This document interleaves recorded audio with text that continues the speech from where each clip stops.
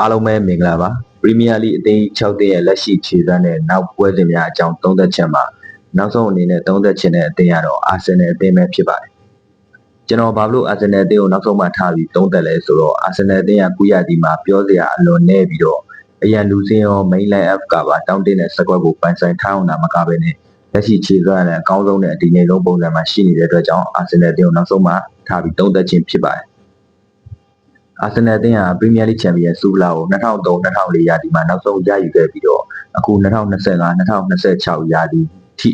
21ရာသီကြာဖလားကိုထပ်မံကန်မြောက်နိုင်ခြင်းမရှိခဲ့ပါဘူး။9ရာသီမှာချန်ပီယံဆုဖလားကိုပြန်လည်ရယူဖို့အကောင်းဆုံးအနေအထားမှာလည်းရှိနေပါတယ်။လွန်ခဲ့တဲ့နှစ်တွေကလည်းအာဆင်နယ်အသင်းဟာပရီးမီးယားလိတိုက်တယ်ရေးစ်မှာအကောင်းဆုံးရှင်ပြိုင်ခဲ့ပြီးတော့3ရာသီဆက်ဒုတိယနေရာနဲ့သာကြီးနှက်ခဲ့ရပါတယ်။9ရာသီမှာအာဆင်နယ်အသင်းဟာကွင်းလယ်ခံစစ်နေရာအတွက်ရီယက်ဆိုစီတဲ့အသင်းဟာမာတင်ဆူပါမန်ဒီကွင်းလယ်တိုက်စစ်နေရာအတွက်ခရစ္စတယ်ပဲလီအသင်းဟာ EC နဲ့ညာတောင်ပိုင်းတိုက်စစ်နေရာအတွက်ချက်စီအသင်းဟာမက်ဒူအကီတို့ကိုခေါ်ယူခဲ့တယ်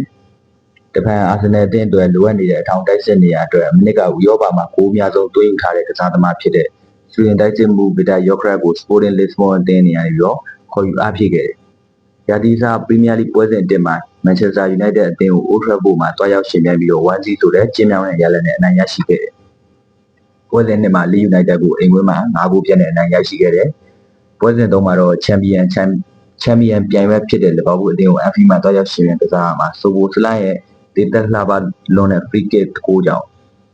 ပွဲစဉ်3မှာရှုံးနေခဲ့ရတယ်။ Burma International Break အပြီးပွဲစဉ်4မှာ Nottingham Forest အသင်းကို Emirates မှာ3ဂိုးပြတ်နဲ့အနိုင်ယူပြီးတော့ရာမတ်3မှတ်စုဆောင်းခဲ့ပြန်တယ်။အနောက်ချန်ပီယံလိမှာ Athletic Club Bilbao အသင်းကိုစပိန်မှာတွားရောက်ရှင်ပြိုင်ကစားရတယ်။2-0ဆိုတဲ့ရလဒ်နဲ့အနိုင်ယူခဲ့တယ်။အနောက်ပွဲစဉ်5မှာ Manchester City အသင်းကို Emirates မှာလက်ခံကစားရမှာ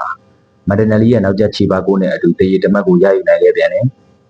EFL ကကာရာဘောင်ကပ်မှာလီဝမ်အသင်းတစ်သင်းဖြစ်တဲ့ Port Vale အသင်းကိုအဝေးပွဲမှာ2-0နဲ့နိုင်တယ်။ပရီးမီးယားလိပွဲစဉ်6မှာ9ရာသီကြီးကြီးလေးလေးနဲ့မမထန်ထန်ကစားတတ်တဲ့ Newcastle အသင်းကိုအဝေးပွဲမှာနောက်ကျသွင်းကိုနဲ့အနိုင်ယူခဲ့ပြီးတော့အဖိုးတန်အနိုင်3မှတ်ကိုစုဆောင်းခဲ့ပြန်တယ်။အနောက်ချန်ပီယံလိမှာဂရီးကလပ်ဖြစ်တဲ့ Olympiacos အသင်းကိုအိမ်ပွဲမှာအနိုင်ယူခဲ့တယ်။ဒုတိယ International Break မတိုင်ခင်နောက်ဆုံးပွဲစဉ်အနေနဲ့သူတို့ရဲ့ခက်ခဲတဲ့ပြိုင်ဘက်လန်ဒန်ဒါဘီဖြစ်တဲ့ West Ham အသင်းကို Emirates မှာ2-0ဆိုတဲ့ရလဒ်နဲ့အနိုင်ယူခဲ့ပြီးတော့200ဒီဆက်အိမ်ဝင်ရှုံးပွဲကိုအဆုံးသတ်ခဲ့တယ်။အာဆင်နယ်အသင်းအနေနဲ့ပွဲစဉ်9ပွဲပရီးမီးယားလိပွဲစဉ်9ပွဲကစားပြီးတဲ့အချိန်မှာ9ပွဲနိုင်1ပွဲစီ1ပွဲရှုံးရမှတ်16မှတ်နဲ့ဒုတိယနေရာလီဗာပူးအသင်းကို1မှတ်ကွာနဲ့ဇယားထိပ်မှာဦးဆောင်နေတယ်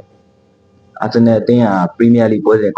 9ပွဲမှာခက်ခဲတဲ့ပြိုင်ဘက်အများစုကိုရင်ဆိုင်ပြီးတော့လိုအပ်တဲ့အမှတ်တွေကိုစုဆောင်းနိုင်ခဲ့တယ်။အာဆင်နယ်အသင်းရဲ့လူသင်းကိုကြည့်ရရင်ကိုယ်သမားနေရာမှာစပိန်ကိုယ်သမားဒေးဗစ်ရာယာရှိမယ်။ဘိုးခံစစ်နေရာမှာကမ္ဘာအကောင်းဆုံးခံစစ်တွဲလို့ပြောလို့ရတယ်ဂါဘရီယယ်နဲ့စလီဗာရှိမယ်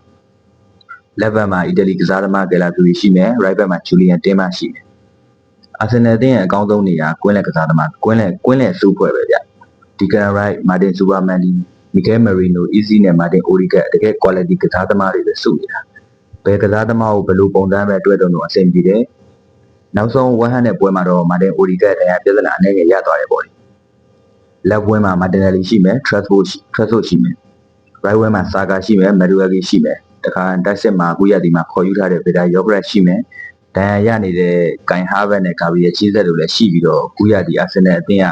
းကတကယ်အကောင်းဆုံးစကွက်ကိုပိုင်ဆိုင်ထားပြီးလက်ရှိအချိန်ထိလည်းအကောင်းဆုံးခြေသွမ်းနဲ့ဒီငိမ်ဆုံးအသင်းဖြစ်နေပါတယ်။နိုဝင်ဘာ International Break မတိုင်ခင်မှာအာဆင်နယ်အသင်းဟာဖူလန်အသင်းကိုအဝေးကွင်းချန်ပီယံလိမှာအက်တလက်တီကိုမက်ဒရစ်အသင်းကိုအိမ်ကွင်း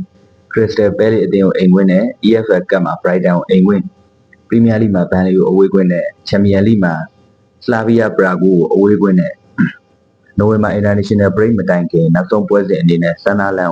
အဝေးကွင်းမှာတွားရောက်ကစားအာဆင်နယ်အသင်းရဲ့နောက်လာမယ့်ပွဲတွေကိုဘယ်လိုထင်လဲဗျ။ခုလက်ရှိအာဆင်နယ်ရဲ့ခြေသွမ်းနဲ့ဆိုလို့ရှိရင